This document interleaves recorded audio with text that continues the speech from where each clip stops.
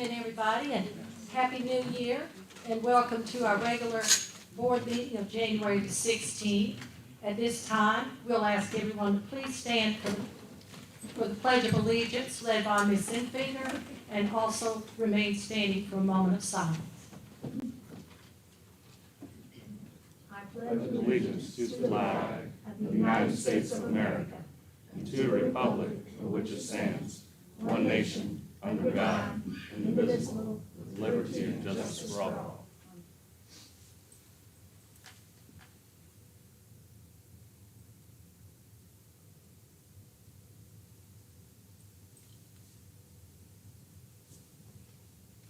Thank you. You may be seated.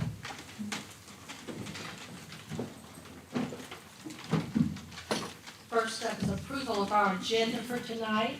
We have the approval of our minutes from December 12th, correspondence, public forum, MD-Con, finance, Mr. Saunders, human resources, Dr. Adams, facilities and operations, Mr. Martin, student services, Dr. Stevens, and our superintendent report for Mr. Beckwith, and then the board will go into executive session. So at this time, we need a motion to approve the agenda. Madam Chairwoman, Okay, I Dr. make a motion we approve the agenda as printed. Okay. Second. Motion made by Mr. Folks, seconded by Dr. Hodges. Are there any questions? All in favor, please say aye or raise your hand. Okay. Next up, approval of minutes from December the 12th. They were in your packet. We also need a motion. to Madam approve the Chairman, minutes. I make a motion to approve the minutes from December 12th, 12/23. Do we have a second? Second. Motion made by Ms. Infinger, seconded by Dr. Hodges. Are there any questions? Please raise your right hand. Okay, it's unanimous. Correspondence, Ms. Stacy? No. Okay, none. Public forum? No. None. Good. First up, MD-Con.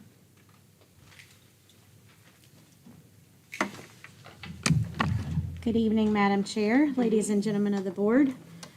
My name is Kelly Wyatt, Project Manager with MBCon Construction Company, building the new Dorchester 4 Middle School. We will go ahead and start off with the video first, and I will update you guys on what we have going on.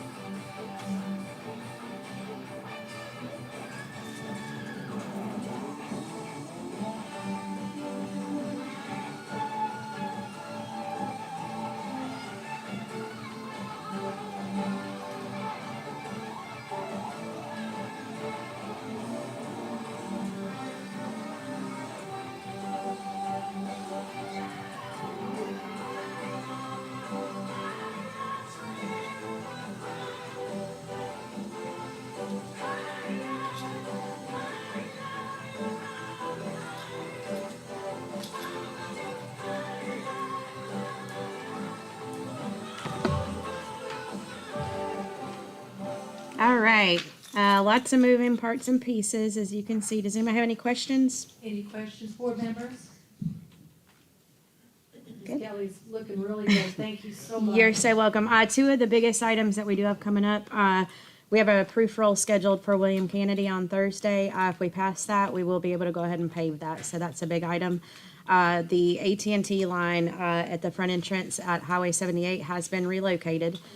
So we are hoping to start the cement treat on Monday and Tuesday, and then let this next batch of rain get in here and get out, and then hopefully get that paved the following. So those are two of our bigger site work items with that William Kennedy and Highway 78. All right. Thank you very much. Yes, absolutely. Next up, Mr. Saunders, Finance.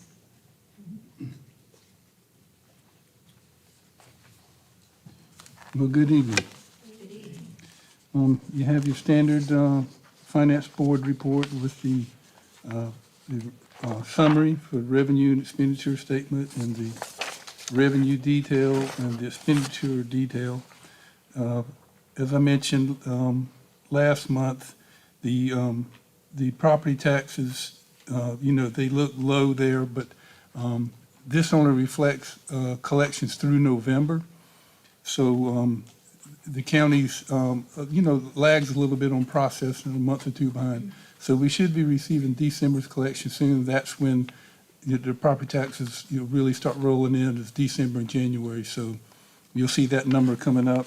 And I'd like to mention also, if you look at the first page of the expenditure, the 29-page expenditure report, you'll see the $1,000 per employee stipend is, it looks, it's there and it doesn't show any budget. It's in general fund. That's just the way we processed it in payroll. It was easier just to process it in one account number. And then we're going to do journal entries to transfer it to the appropriate account numbers later. And half of that will go to be transferred to ESSER and half general fund. So all that doesn't stay in general fund. I just wanted to mention that since it's there, so that y'all would be aware of that. But everything else looks in line and appropriate for this time of the year. But I'd be glad to answer any questions. Any questions, board members? Thank you, Mr. Saunders. Thank you. Human Resources, Dr. Adams. She's not here tonight, so I'm gonna take that. All right. So we have the third reading of several board policies. We put it off from the last meeting to this meeting. So I'll just read off each one, and then, Madam Chair, would you like to vote on each one individually? Board members, this is our third reading. Would y'all like to do them individually, or are y'all okay with doing them all at one time? One time. Dr. Jenkins, do you have a preference? Let's see. We are.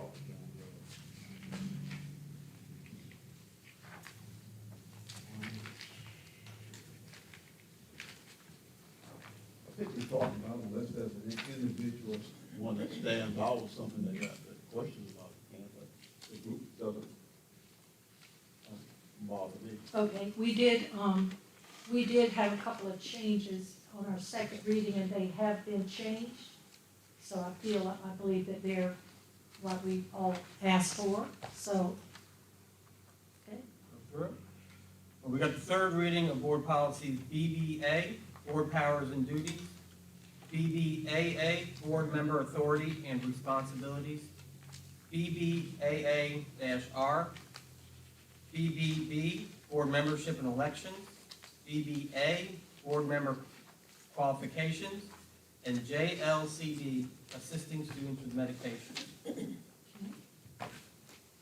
it's the pleasure of the board. We'll take a motion to approve the third reading of all of these policies. Madam Chairman, I make a motion to approve all policies noted today. Second. All right, we do have a motion made by Ms. Infinger, seconded by Dr. Hodges. Are there any further questions, comments? All in favor, please raise your right hand or say aye. Aye. Thank you for that. Thank you. Thank you. Very good. Next up, facilities and operations, Mr. Martin. Good evening and Happy New Year. I want to start by apologizing for wearing a hat, but I was on the new school job site, so I got hard hat hair. So I didn't want to sport that. A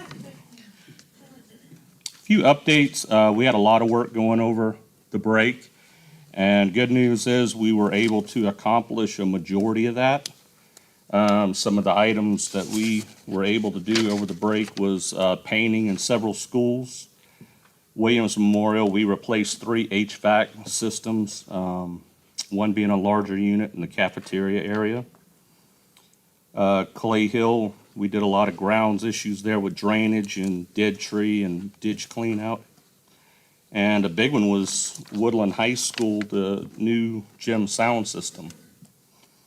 Had some roof work done at Harleyville gym, and we got a couple more pending projects that we're still working on from holiday break. December 18th, we completed a majority of those projects, and we've got a few more capital projects that we're finishing up. Saturday, January 6th, moving into the winter storm Finn. The superintendent and I were observing that over the weekend, so we were communicating prior to Monday. So Monday morning, we communicated with Dorchester County Emergency Management, and also the neighboring school districts, monitoring what we were going to look for on Tuesday.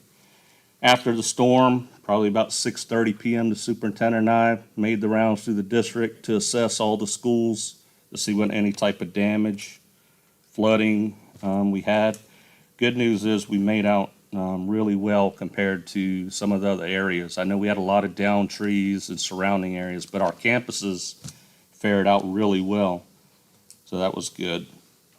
We're currently working on updating our insurance information for Skizbit, so that's casualty liability, vehicles, school counts, staff counts, and any of our equipment that we have. Tomorrow, we will be welcoming a new electrician to the district. The electrician we had retired in December, so we'll be getting our new guy in tomorrow, which is good. He's ready to work. Anything else? Any questions? That's about it. Any questions, board members? Yeah, Go ahead, Mr. Pope. with all that rain, how did the roof stand up at the older school, St. George Middle? As well could be expected, we had leaks. It's, so we started out, I think, at the beginning of last year with about, I think we were down to maybe 14 leaks. We probably have about 8 or 9 active leaks now, and that's on the part of the roof that's pretty much shot. So we went through, and luckily, we went in that school in particular, and there wasn't a lot of water intrusion with that storm. There wasn't a lot of rain. It was mainly the wind damage that we had. Part of the canopy on the back flew off of St. George. We had some pieces of metal there, but not a lot of rain intrusion with that.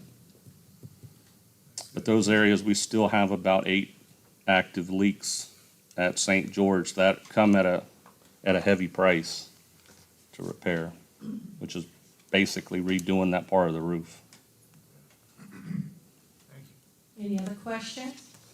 I'd just like to say that it was around 8:30, something to 9, the night after the storm, when the superintendent called me to tell me that y'all were in the district and y'all had already checked the schools and y'all were going Yes, in ma'am. every building. And I just want to, on behalf of the board, I'd like to thank y'all for Not a taking problem. that concern to go around and make sure Yes, everything ma'am. was okay for our students to return the next day. Thank you for that. Yes, ma'am. Any other questions? Any other questions, board members? Thank you so much. Mr. Martin. And I wouldn't have admitted I had hair. I would have just not said a word. Student Services, Dr. Stevens. Good evening. Good evening. On behalf of the FCCLA team at Willen High School, they are requesting permission to go to a state conference, which will be help develop leadership skills and competition, and it is February the 5th through the 7th. Did you give us anything on that this year? No, ma'am. Okay. Okay, so, I'm sure the board wants to know a little bit more about it. How many students, Well, everything? we have 16 students. They will, the transportation mode would be the activity bus, and the students will compete in various competitive events at the leadership roles. And Miss Linda Lewis and Jasmine Snell are the chaperones for the 16 students. There's an agenda that I can pass around, and there's a brief write-up from Miss Lewis. What was the date? February the 5th through the 7th. All right. Board members, do you have any more questions about it? Again, tell me where they're going? They're going to be going to Columbia, no, Bluffton. This one is in Bluffton. Bluffton, South Carolina. And it's a culinary competition.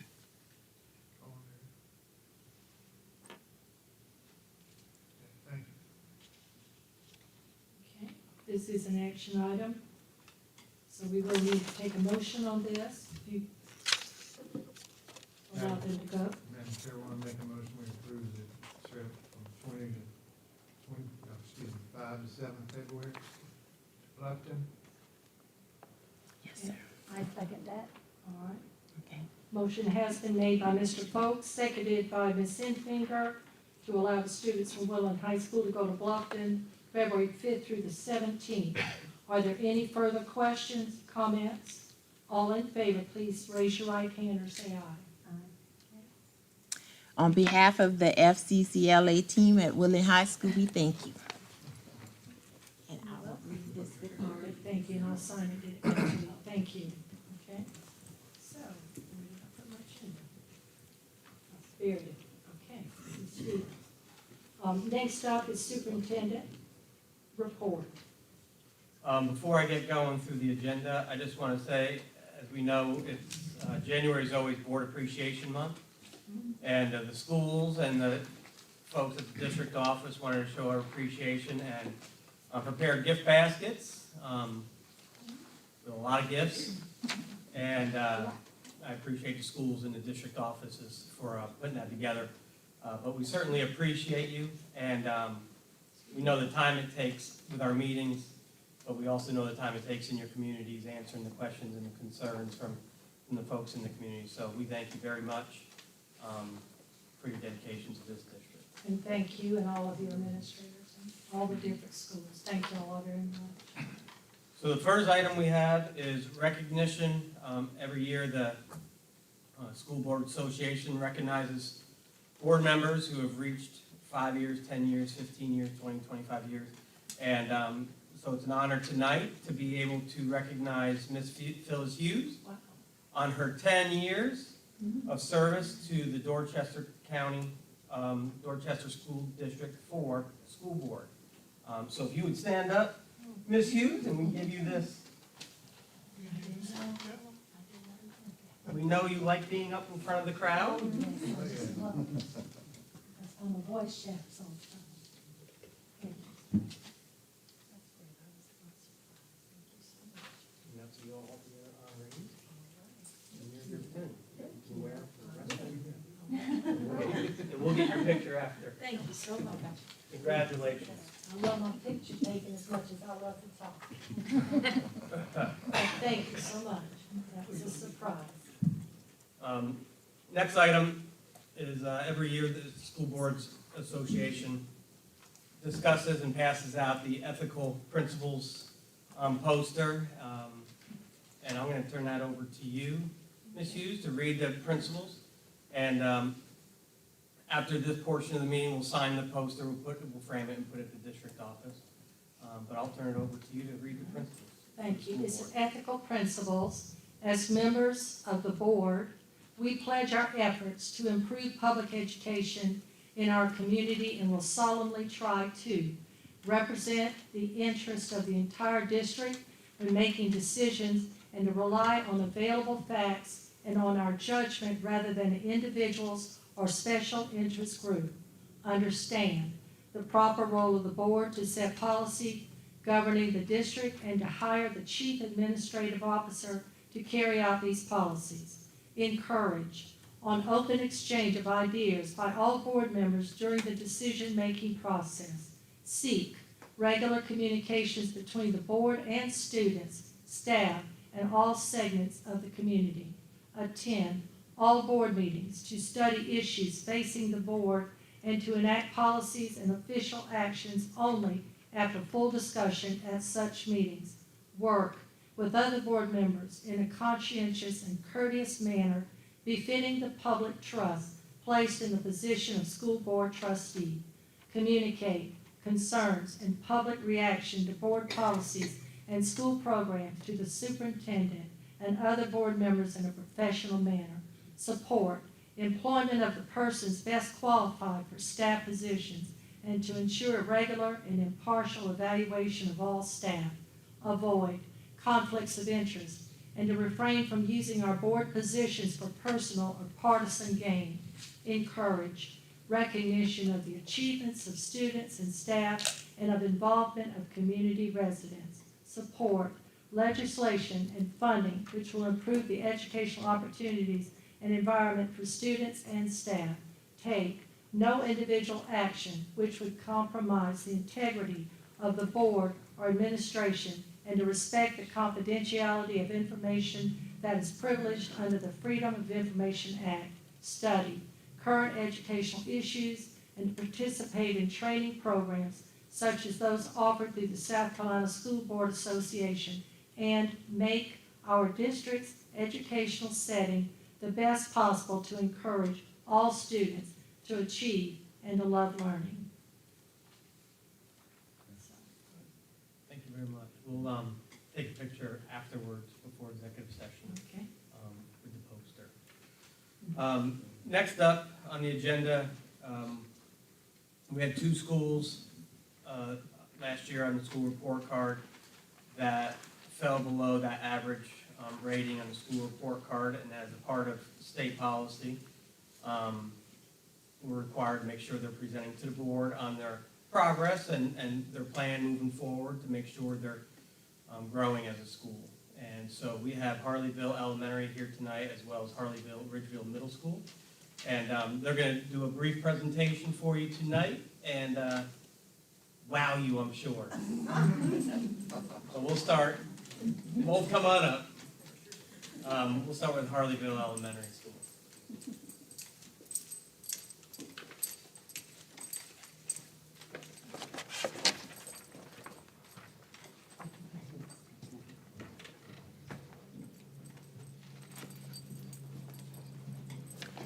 Good evening and Happy New Year to everyone. As Mr. Beckwith said, our school, we received a rating of unsatisfactory for our 22-23 school report card. And I am here before you today to share where we stand right now with our iReady data, which is an assessment that the students take 3 times a year, and also share with you the different systems and supports we have in place to address the concerns that we have as a school. In front of you, you have a packet, and on the front page, you're taking a look at our iReady scores. If you take a look at our iReady scores, it's broken into different categories. Looking at the green, you'll see that that is the level of mid or above grade level, and right next to that is on grade level. And as you go down, that's where we're seeing our students are performing below grade level, whether it's 1 grade level below, 2 or 3 grade levels below where we want them to be. The numbers that you see in the boxes, those are the percentages of students that are performing in that particular category. If you take a look at the very top, you'll see overall as a school. The first chart shows where we are in reading, and the second chart shows where we are in math. What we want to see as we're at the left, we want to see those numbers higher. But as we move forward, as we move to the right, we want to see those numbers decrease. If you take a look at the first square where it shows overall, and below that, mid or above grade level, the first number that you see is where we were at the beginning of the year. Then there's that greater than sign, and then I have another number which is showing you where we are currently. So as you see, overall as a school, we move more kids into that mid or above grade level category, as well as on grade level. The number, it's growing, and we're hoping to see that it grows a lot more by our end of year assessment, which will be in March. And I'll let you take a look at that. Now, as you take a look at our data, the next page is showing you what supports and systems we have at HES to address the concerns that we have and to move our school in the right direction. I broke it up into 3 different categories because those 3 different categories, they impact our school report card. We're looking at academics, the social-emotional learning component, as well as chronic absenteeism. If we go back to the academics, one of the things I can say that I'm very proud of my group, we have a cohort of teachers that have completed the letters training, and that was very intensive, and it involved online professional development, as well as working at your own pace at home where you were doing modules. And the whole basis of letters is to help us get a better understanding of how students learn the process of reading. And it's going to impact our practices in the classroom. Another thing that we implemented here at HES is making sure that we're specific when it comes to working with each grade level and our families to make sure that we're addressing what is expected in that particular grade level. So each month we have a family engagement night, and we focus on one particular grade level, or it might be 2. This month we're focusing on both first and second grade students and families. And the teachers after school, we have meetings and we talk about the expectations of first or second grade. And we also provide them with a light dinner. And that's funded through Title I. We've also been very fortunate to have an after-school program that is funded by a grant, our 21st Century program. And in that, the after-school program, our students are receiving tutoring services. One of our certified teachers, she actually gives them an assessment to see where they are. And then she's using a different program than what they're using during the regular school day to work with our students, especially in the area of math, because looking at our data, math is a big area of concern. We've also implemented MTSS, which is our multi-tier systems of supports, where we're addressing our students academically, their social, emotional state, as well as looking at attendance. So what we have at HES is a chart, and we have all of our students at our school broken into different tiers based on the levels of support that they need. And we meet often to talk about how the students are progressing, whether it's with their attendance, whether it's with their academics, and see what we have in place. And if there's anything that we need to change or tweak, we go about tweaking it. If it's improving, we just stay the course. We also have an implementation of PLCs, which are professional learning communities. We meet weekly, actually twice a week. And one of the meetings, Miss Lemon, our instructional coach, as well as Miss August, our literacy coach, she works with our teachers with planning and making sure that we understand our standards and the lessons that we plan are appropriate and they're aligned to the standards. iReady has been a big change this year because no longer are we using STAR, but we're using iReady. We have lots of competitions within our building between homerooms, and the competitions are the competitions are based on the number of lessons that the students are completing with iReady. So the students are focusing on skills, but they're doing it in a fun way, and they're getting prizes for that. We've also very fortunate to have STEM at our school. We share that person with Clay Hill, but Miss Jennings, she's done a phenomenal job, and the kids always look forward to going to STEM because it's really hands-on, it's really engaging, and it also challenges their process, their thinking. So it's that critical thinking, and we make sure that it aligns with their grade level standards. We've also been very fortunate to have math professional development in our building. Our teachers actually participated in that, and they're learning a whole lot, and they're understanding better like the expectations of what students are expected to know in math and how to better understand the content and teach our students. Another biggie, but I'm going to save this to the end and let Ms. August talk about this, is our house system, which has really, we're hoping it to really change the culture and the dynamics of the school. The items that I just talked about were for the academics, but also another thing that affect our school report card is the social emotional piece. We make sure that our students who are in those tier 2 and 3s as far as the behavior concerns, they are assigned a check-in and check-out partner or mentor.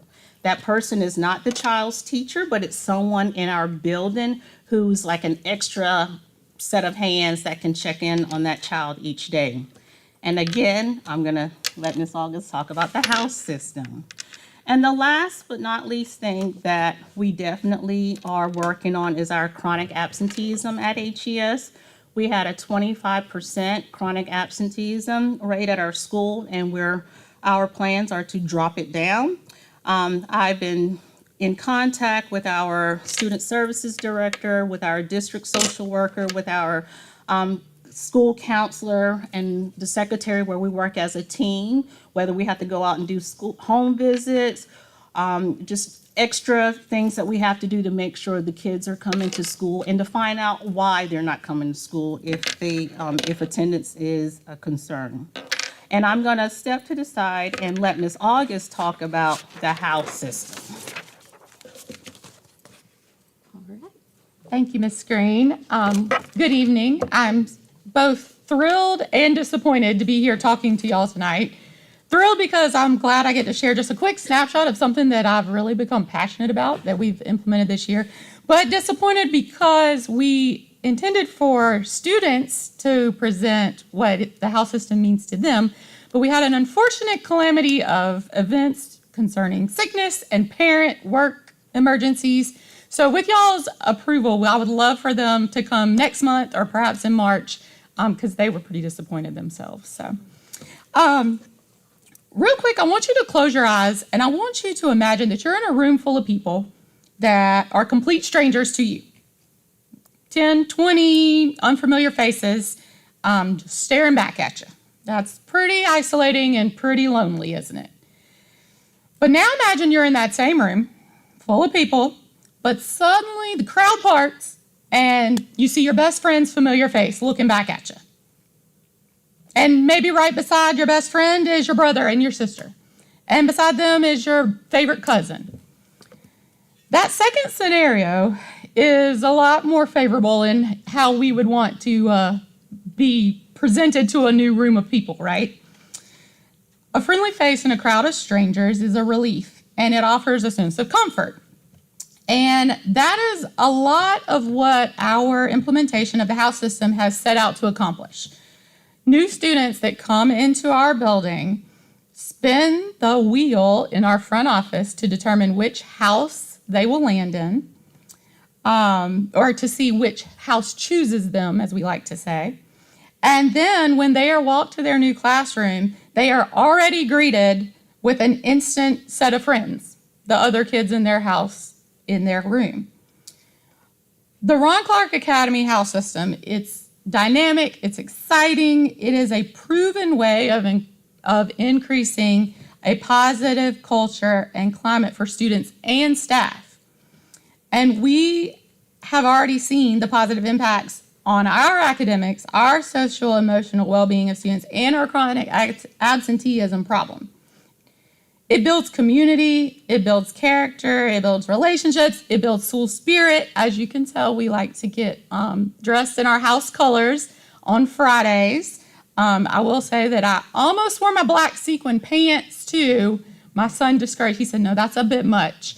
But shameless plug, if you would like to come to our next house pep rally next Friday, then I will be wearing the full sequin outfit then.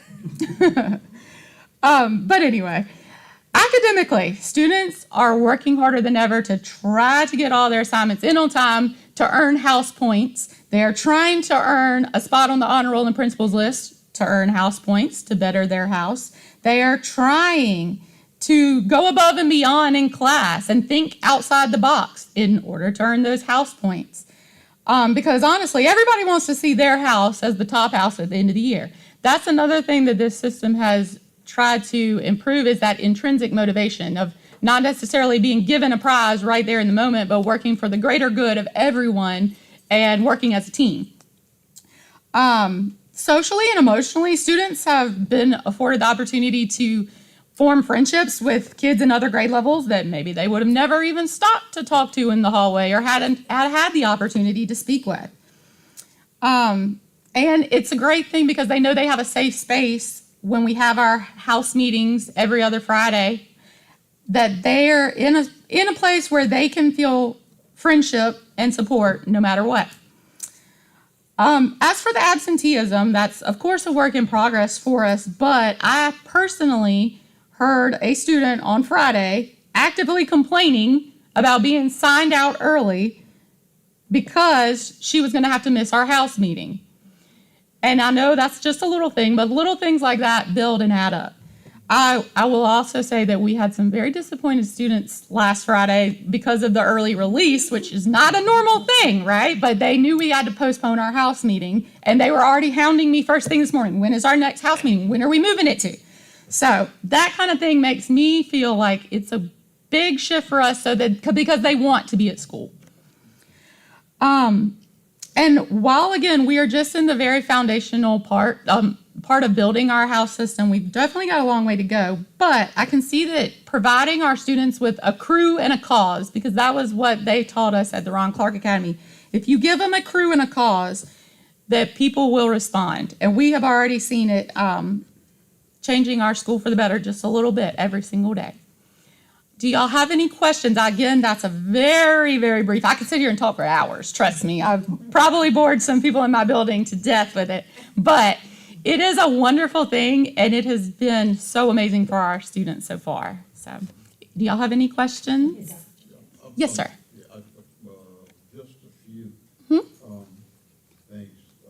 Those students who have been identified being 3 or more grade levels below, or 2 grade levels below, do the teachers actually know who these students are? Do they have them listed? Oh, yes, sir. We have a master list, and we just met last week to update it after our most recent iReady scores from right before Christmas break. So they know, yes, sir. They definitely know. How will they get the immediate feedback from the students, whether or not they're getting what they need to know in that area, So- whether it's reading or math? So they work with them during our WIN time. So they're able to assess the skills, because the iReady test will give them like the skills that they need to work on. And so the teachers will pull those students during our WIN block, and we have a WIN block every day for about 35 minutes. And so the teachers are working with those kids. Some of those kids are getting pulled to go to RTI. Some are getting pulled to go to special ed services. Okay, so they do get. Yes, neat sir. feedback. You all began this semester or? No, was it sir. December or? No, so we've been doing WIN from the beginning of the school year. We took our iReady assessment at the beginning of the school year. And so from that, we know what to work on the kids, what to work with the kids on. So are we hearing then that you are already experiencing success from what you have implemented so far? Yes, sir. I mean, we're seeing growth. We're seeing growth with our data, and we're hoping to, we're going to continue to see growth. Okay, when is the next, March, March, that's the statewide testing? no, No, sir, sir. we'll have one more. We have one End of more the year, iReady iReady. test, and that's in March. And with that data, we're also going to have PD, and we're going to be looking at the data and grouping of our kids. And then from that, we'll have time to prepare for SC Ready. SC Ready comes second week of May, maybe, the last 20 days of May, or the school year. And we also use Mastery Connect, which is another assessment tool to gauge our students where they are. All right. Any other questions? Any other questions for members? Thank you, ladies. Thank you. Good evening. Let me pass these out.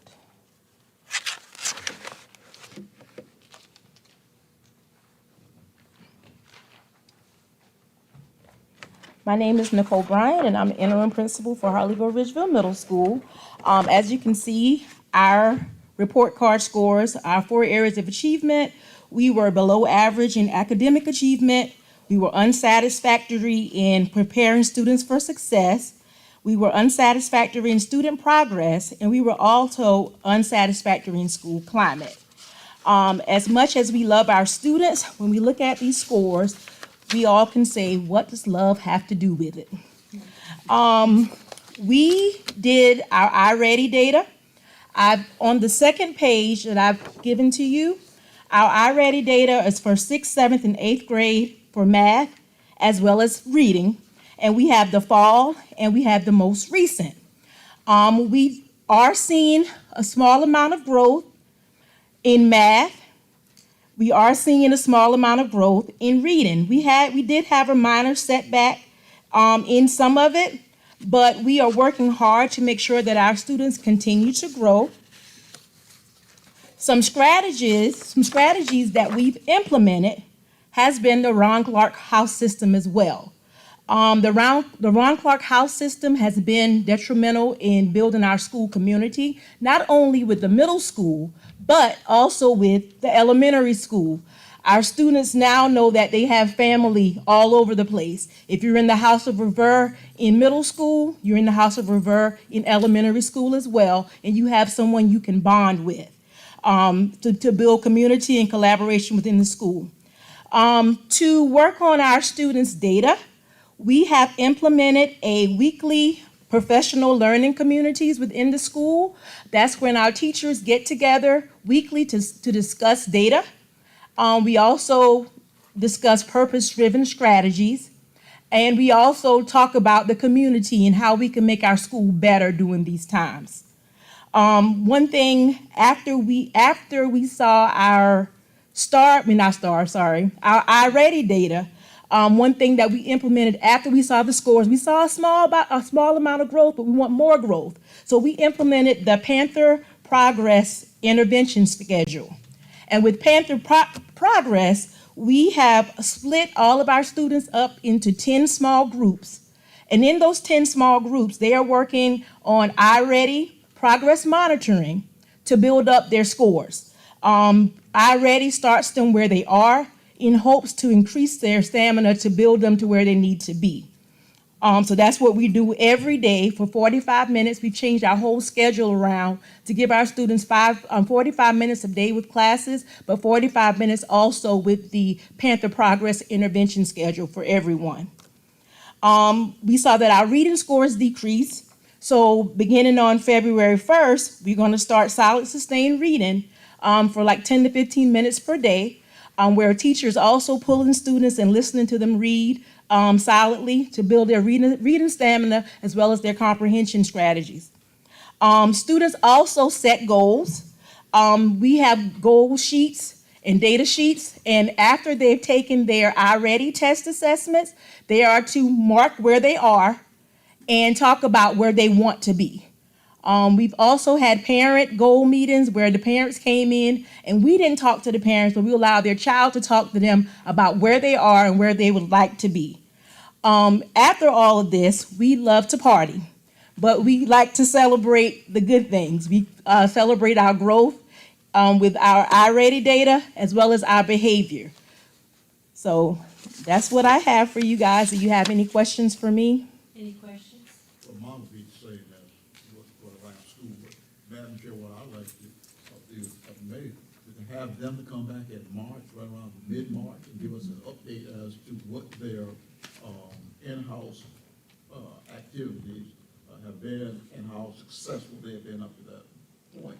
Because certainly the below average and the unsat does affect our school, our rating, our district rating. And can't overstate the importance of making sure where they are. So I would like to do that. I don't know about the board members, but it's something else. Sure, I think that's a great idea. Yes, sir.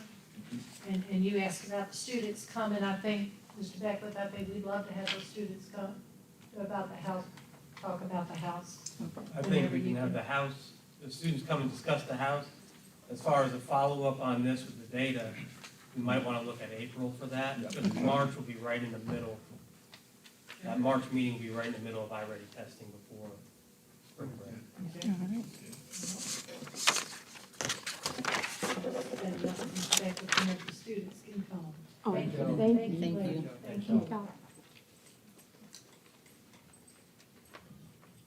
But I'll say, those ladies and their teams down there at those schools have really worked hard. They've had some unfortunate circumstances that are challenging for any educational institution to overcome, starting with the first week or even the week before school started, that they had to deal with, and it required them moving a lot of people around in their buildings to try to get some stability. And they took it in stride and handled it well, but there are consequences that come with that, with just continuity. But I think they've kind of hit their stride right now, and they're going. And we're working on some things to figure out how to support them even more. But really do a great job, and I know great things are going to come. I know.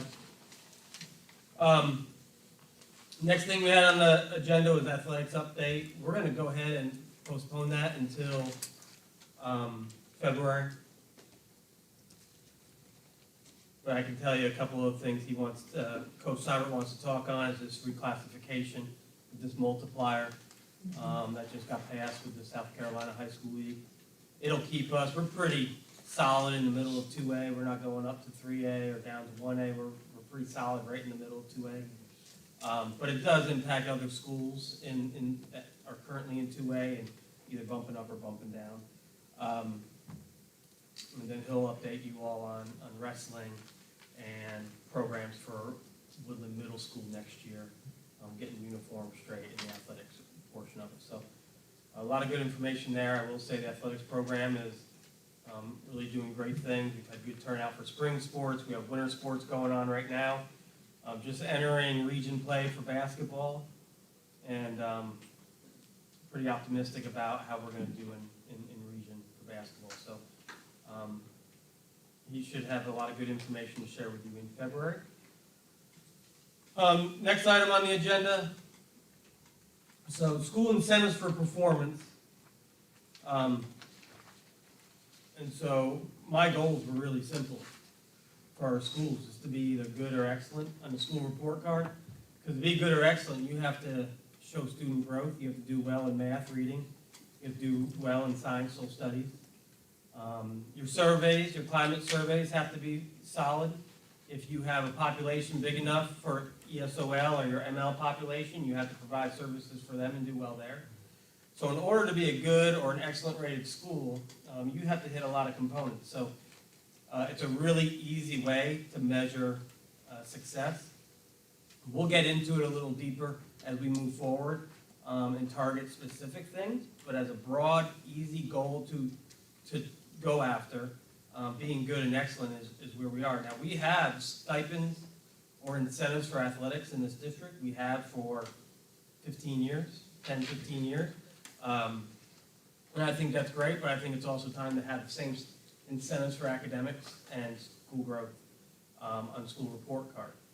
And so, attached to the superintendent's report, really simple, and this is something for you all to think about. This doesn't require a vote, but this is more information. But what I would like to see, I would love to see us pay out to individuals, but that gets a little tricky, but certainly paying out to a school for doing an outstanding job. And when we look at the athletic incentives that we have for winning certain levels of sporting events, schools that receive a excellent rating on a school report card, looking at the possibility of $10,000 going to that school. If you are a good rated school on the school report card, you get $5,000 that goes to your school. Not to an individual, but to a school. Now, the finance department probably saying, oh my goodness, you didn't talk to me about this, but I'll get with y'all. But y'all, in the end, we incentivize sports. And I'm fine with incentivizing sports. I think sports, when you have more than half of your students are involved in athletics, I think that's a great program for your schools and your district. But we have to incentivize learning as well, equally as much. And so these numbers, I know it might seem random, but the board, I think, would understand that these aren't as random and that we do have some pretty good incentives for our coaches when they do well coaching. So this is for you all to ponder, think about, and we can revisit it next month. And I'd be happy to answer any questions and talk further. I know Dr. Sanders is sitting out there with her good rating, missed excellent by 1 point, probably wishing she had some of that. But we have to incentivize and show the importance of all aspects of school. So the last thing I have, staggered start times. Ms. Felder is working. Right now, we talked a little bit about it today, about making sure we take a deep look at staggering our start times next year, where elementary comes in at the same time, early in the morning, and then our secondary schools, the high school and the middle school right here, come in at a later time, but at the same time. So we have an elementary start time and a secondary start time. Right now, we have 6 start times, and that's just unheard of. And it's got buses starting and finishing at different times across the whole district. We have buses that are leaving the lot at 5 in the morning and still not getting here on time for school 2.5 hours later. That's not fair to that child that gets picked up at 5:15 in Dorchester.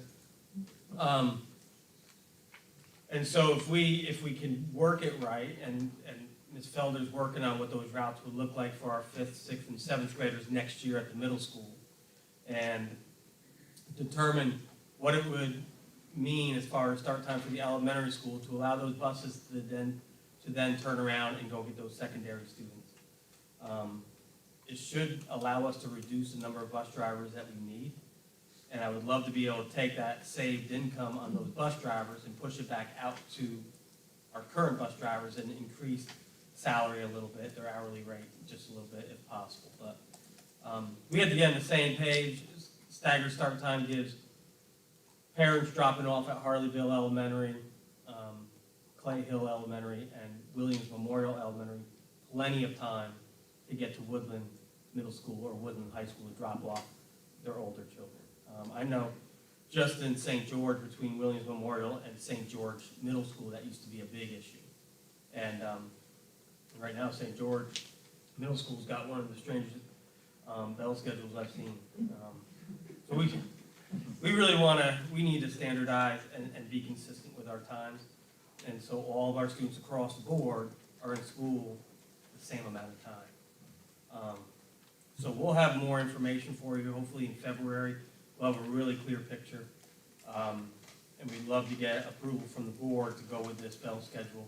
I don't know if we'll be able to do a vote in February, but we certainly have information for you in February. I just didn't want you to be blindsided when that information comes to you, but we need to look at that and standardize take-in times and departure times at our schools. Madam Chair, that's all I've got for you today. Okay. Any questions about that? Any questions? This will all start in next year. 24, 25 school year. Any questions for this? Okay.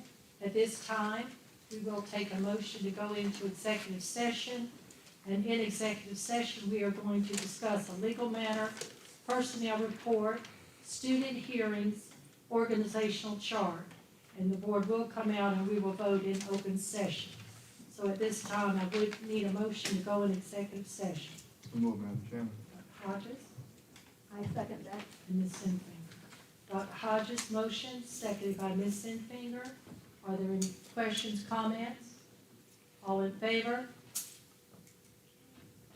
We are now in executive session. Thank you all for coming. Please stay behind if you'd like. Yeah, right.